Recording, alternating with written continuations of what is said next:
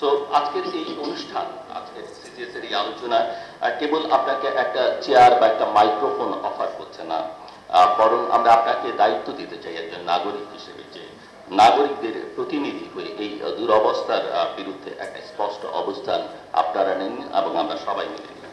এবং আমরা চাইব যে আপনার অভিজ্ঞতা, তথ্য, দৃষ্টিভঙ্গি এবং সাহসী কথাগুলো আপনারা সবাই খোলামেলাভাবে সামনে আনবেন। আপনার কণ্ঠস্বর হবে সেই অসংখ্য সাধারণ মানুষের কণ্ঠস্বর, নগরবাসীর কণ্ঠস্বর, যারা প্রতিদিন যানজট, জলাবদ্ধতা, দূষণ, অব্যবস্থাপনা, আইনহীনতা আর দুর্নীতির শিকার হচ্ছেন। আমাদের শহরকে একটা মেগা সিটিতে পরিণত করবার নামে বছরের পর বছর ধরে পরিকল্পনা হয়েছে, বাজেট এসেছে, প্রকল্প বাস্তবায়নের কথা বলা হয়েছে, অথচ বাস্তব চিত্র এক ভয়ঙ্কর ব্যর্থতা। ট্যাব কার্যকর হওয়ার আগেই এর খসড়া নিয়ে একটা অস্পষ্টতার সৃষ্টি করা হচ্ছে। একদিকে সাধারণ মানুষকে জানানো হয়নি, অন্যদিকে প্রভাবশালী মহল গোপনে তাদের স্বার্থ রক্ষা করে নিয়েছে। মানুষ বুঝতেই পারল না যে তারা কোন নিয়মে তাদের বাসস্থান হারাচ্ছে, কোন নিয়মে তাদের সন্তানদের স্কুল থেকে দূরে ঠেলে দেওয়া হচ্ছে, কোন নিয়মে তাদের স্বপ্নের ঘরটি হঠাৎ অযোগ্য ঘোষণা করা হচ্ছে। এই অবস্থাটা আসলে কোনো অবস্থাতেই গ্রহণযোগ্য নয়। একজন নাগরিক, একজন গবেষক, একজন দায়িত্বশীল সংগঠক হিসেবে আমি চাইব আপনি আমাদের সাথে এই ভণ্ডামি এবং অব্যবস্থার মুখোশ উন্মোচনে ভূমিকা রাখেন।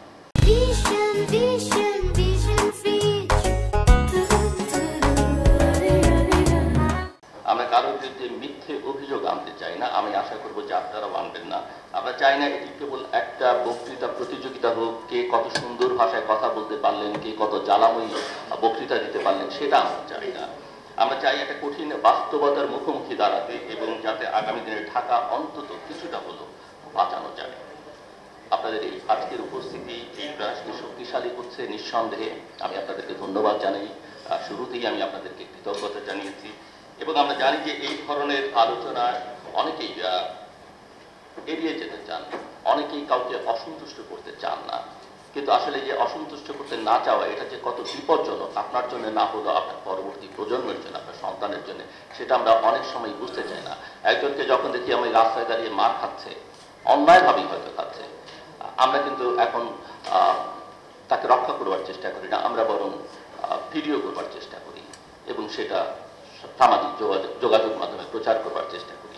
কাজে এক ধরনের অমানবিক জাতি হিসেবেও কিন্তু আমরা নিজেদেরকে তৈরি করছি, এবং তার প্রতিফলন আমরা নানান জায়গায় দেখতে চাই।